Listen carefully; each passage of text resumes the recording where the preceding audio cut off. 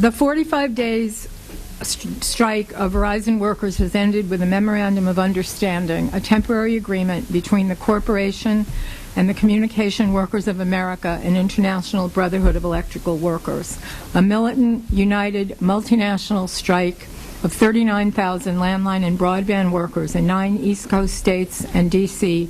stood strong during their strike, the largest job action of this kind since Verizon workers walked off the job for 2 weeks in 2011. The unions are calling the strike and the agreement a victory. You could see on TV or online that many of the workers are African American women, and many days families were walking picket lines together. There was a great deal of solidarity with the strikers from other unions and communities. The visibility of the strikers, the continual picket lines everywhere, had a good effect on other workers, unionized and unorganized. The gains they've won, in the opinions of many, had a positive impact on other workers and may spur on union drives around the country, as workers have seen the benefits of visible, strong picket lines. And they had public sympathy. At this time, masses of people are anti-corporation, anti-corporate greed, due to the economic situation and the movements of Occupy Wall Street, fast food, and other low-paid workers. Most people are alert and aware of the rich getting richer and the poor getting poorer. And when people heard, passers-by, the public heard, that Lowell McAdam, Verizon's CEO, made $18 million last year, they supported the strike. The strike showed the power of the working class, and that when united and militant, a successful work stoppage can take place today, even in a period of corporate assaults on workers' rights and gains. It also showed that labor unions are necessary for workers and can win gains for them. The strikers were fighting for their livelihoods. The main thing that came out of the agreement is they preserved their jobs and job security, which was the strike's main goal. Verizon stopped outsourcing their jobs within the U.S. and overseas. They stood up to and pushed back a global corporation which was determined, in the words of a CWA vice president, to destroy the union and the retirees. But Verizon couldn't do either. Though Verizon imposed drastic concessions on the workers and refused to negotiate in good faith, the company was pushed back on many issues by these bold strikers, with support by other unions and communities. The strike brought in many unions which supported the workers. It was a difficult strike, especially for workers with families. Some of them had no strike benefits. The unions raised money through a strike fund and helped with health care costs after Verizon terminated health coverage for the strikers. Verizon executives thought that in a period of austerity, they could quickly slam through their demands for concessions. The cable monopoly demanded reductions of medical, pension, and disability benefits, forced assignments of workers to locations far from their homes, and the right to outsource more jobs within the U.S. and offshore more jobs outseas. Offshoring jobs from call centers is a big issue. So far, 5,000 call center jobs have been sent overseas, including to the Philippines, and 1/3 of the strikers, or 13,000, are call center workers. So Verizon thought they could easily push through their demands in this period, but it became, after 3 weeks of the strike, then Verizon wanted the federal government to intervene. It took, to Verizon's shock, it took 3 weeks for the Department of Labor to intervene. And then the government saw the strike and solidarity spreading and more unions and more workers supporting it. And additionally, another issue is that the jobs report for May, the overall economic jobs report for May, is very bad. Only 38,000 jobs were created, so there's pessimism spreading about jobs. And the government was concerned about not spreading more pessimism about losing more jobs in the economy. So the government intervened. But then Verizon wanted the workers back at work before they signed the contract, and even tossed in signing bonuses. That did happen. They did go back to work on Wednesday, and their contract has not yet been signed. A 4-year contract agreement. It's not a contract yet. It's a tentative agreement. It's called the Memorandum of Understanding. And if you want to read it, it's at the CWA website or the IBEW 2222 website. A 4-year memorandum of understanding covering 4 years was agreed to by the company and the unions. It has to be discussed, evaluated, and voted on by the union members. The workers returned to work on Wednesday, and the unions votes in by June 17th. In evaluating the contract, we want to hear what the workers have to say. The word is out that the members came out well. I just want to mention again, a CWA delegation went to the Philippines in May to investigate the outsourcing of call center jobs. And when they did it, they were confronted at Verizon's headquarters near Manila by an armed security guard squad with automatic weapons. With them was a member of KUM, a Filipino union.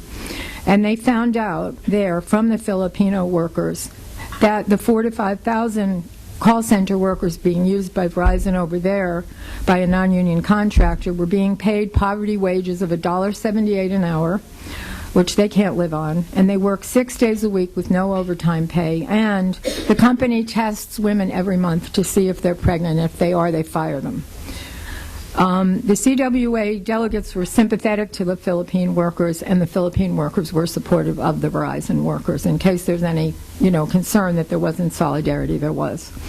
Our position is that we oppose the squeezing of workers here, but we are against capitalist globalization, which means superexploitation of workers around the world. We say that the workers in the Philippines and Mexico deserve decent wages and working conditions, unions, and solidarity. We're opposed to all imperialist exploitation, and we call these workers in the Philippines and Mexico our sisters and brothers. The corporation cried loss of profitability as the reason for their proposed cutbacks and outsourcing of jobs, but that is just propaganda. As the workers emphasized, Verizon makes $1.5 billion in profits every month, got $39 billion in profits over the last 3 years, and it has $244 billion in assets. Its CEO, Lowell McAdam, makes nearly $20 million a year. Now, some gains in the Memorandum of Understanding. The unions report that Verizon will keep open most call centers on the East Coast, many of which they had closed, that they will keep most of them open, and they will add 1,300 call center jobs. They've also added a few hundred more technicians' jobs. That's to install FiOS and repair FiOS, which is a very highly skilled job. And they stopped the outsourcing work. There are wage increases of 10.5% over the life of the contract, signing contract bonuses, no reductions in disability benefits, and I think a 1% a year increase in pensions. Job security is protected. In fact, if you look at the Memorandum of Understanding, the section on job security, it says no change from previous contract, meaning that's a good thing. All Verizon proposals on forced interstate transfers of technicians were withdrawn. That was a big issue. Verizon wanted workers to have to drive hours and hours a day back and forth. So apparently the company's attempts to outsource and offshore jobs were defeated. Also, this is a good step, 2 bargaining units of the wireless retail store workers who unionized 2 years ago but were not recognized by Verizon. They did not have a contract. They are now included in the contract. That's about 65 workers and another 35. This is where Verizon, says the union, faced public pressure at the stores, at the wireless stores. Verizon is profiting in the wireless division because they pay workers lower wages and they have less benefits. And the company says, oh, we can't share our mega profits with them, said a union organizer. So the union recognition is very promising. It cracks the door open and it sets a precedent for unionizing workers in the wireless sector. I can imagine Verizon executives kicking and screaming because they did not want the union to be recognized in the wireless stores, but they had to give in on that. So now a lot more can organize. Verizon does want to build up the non-union wireless division and get rid of, the union workforce in the wireline and FiOS sector. The job security protections in the memorandum should help prevent this. Now, I just want to go over the reason the workers were so worried about their jobs is that Verizon had 80,000 workers go on strike in the year 2000 that were in the bargaining unit. In 2001, the strike was 45,000 workers, and this strike was 39,000 workers. So you can see the cutbacks in the job numbers each time.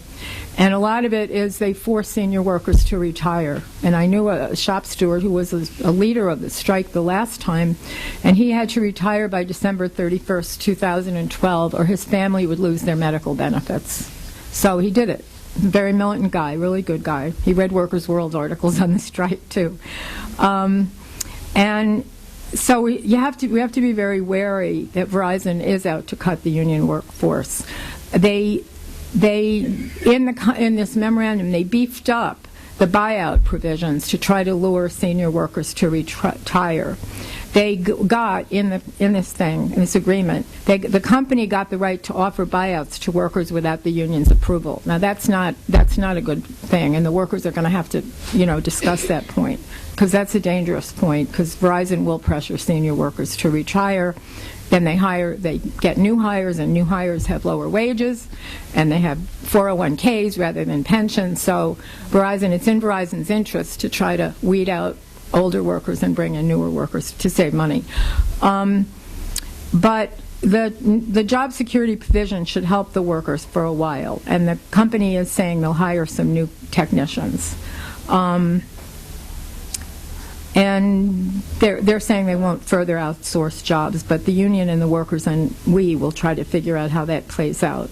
One thing that I noticed, because I'm the kind of person who looks at healthcare costs very carefully, is that there are sacrifices to the workers in the healthcare benefits. Verizon was seeking hundreds of millions of dollars in healthcare costs, and they got some in the last contract, which made some workers vote no to it.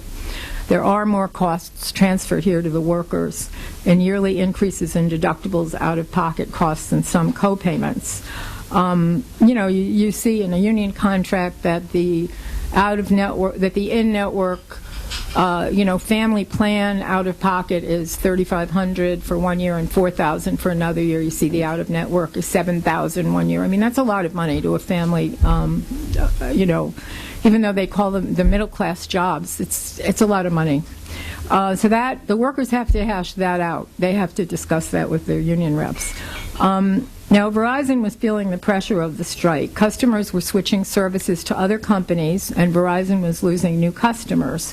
New orders of FiOS services dropped, and the replacement workers were not installing FiOS, only doing repairs. The strike showed that despite automation, including all kinds of high-tech equipment and robots, well-trained technicians are needed to install and repair FiOS. Verizon's lawyers, managers, and programmers could not run fiber optic cable through the walls. They needed the workers. So Verizon's revenue forecast dropped and their stocks fell. So Verizon at that point was frantic to get an agreement and get the workers back to work.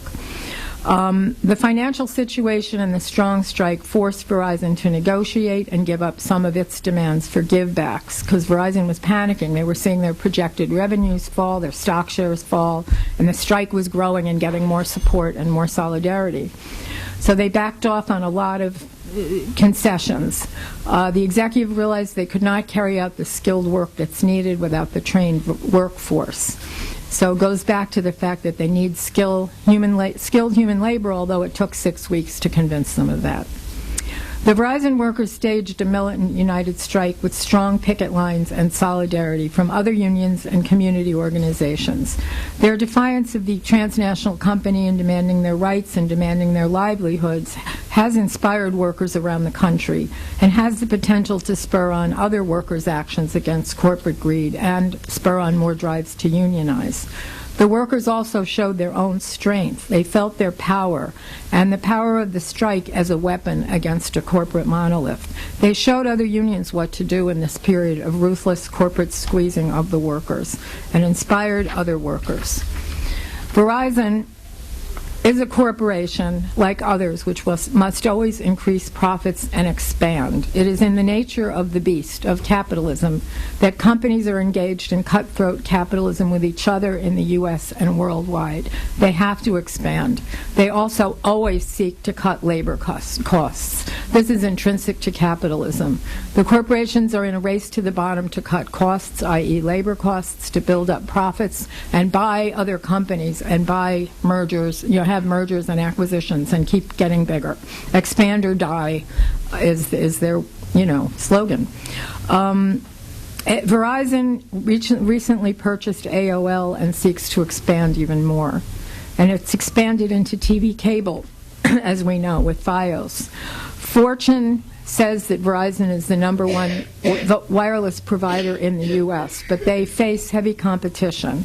Now, one of their biggest competitors, Time Warner, has been purchased by Charter Communications for $55 billion under the new name Spectrum.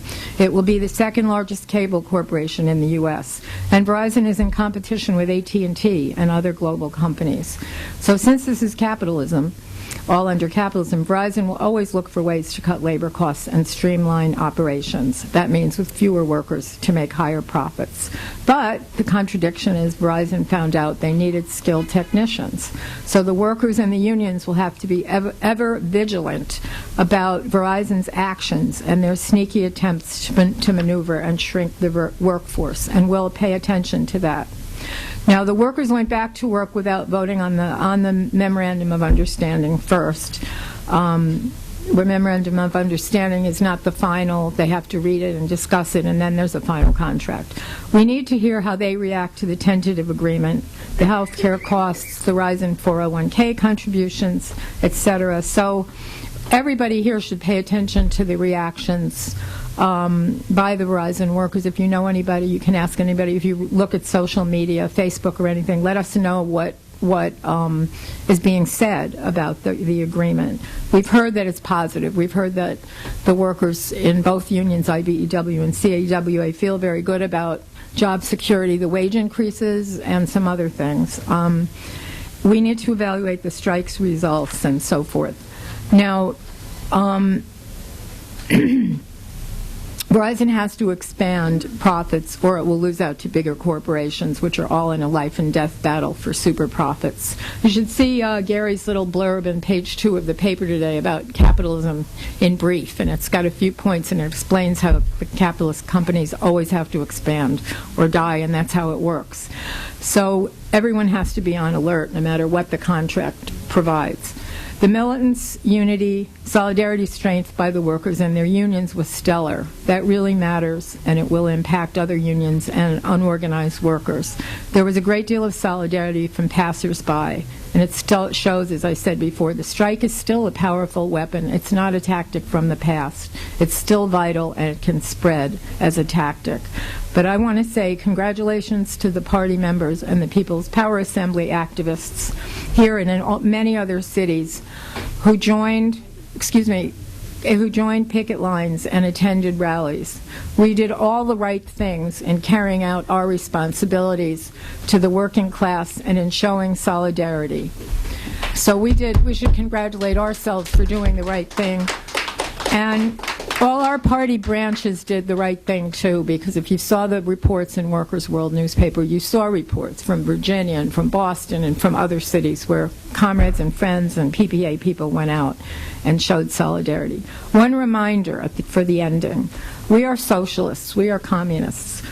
We don't want workers to have to negotiate over the rate of their own exploitation, the wages and the benefits. We want to build a socialist world where workers are not exploited but get wages and benefits, all that they need without negotiating with bosses, without having to strike, but just because they're workers and they're human beings, that they receive what they need to live on and their families do too.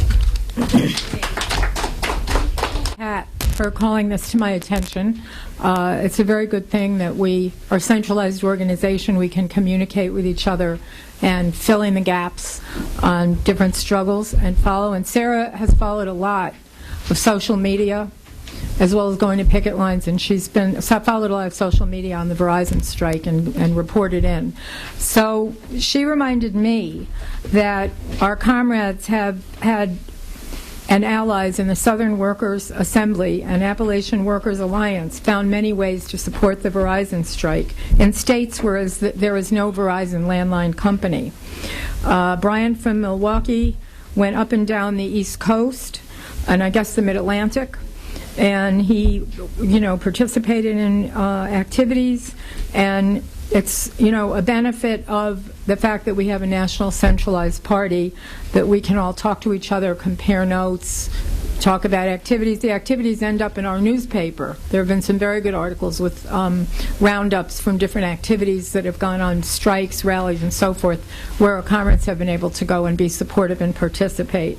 So there's weekly labor conference calls to fill in everybody and talk about our strategy and our political analysis of what's happening. So I just thank Sarah for mentioning this, and really it shows how having a centralized national party is helpful in all these situations, even supporting a particular strike, because we have a political perspective and we want to be supportive as much as possible, and we're able to do it, and we're able to communicate with each other, and also we have a line, we have a perspective on this and what our line is, so we're able to communicate and discuss it and get it in our newspaper, which is the main thing.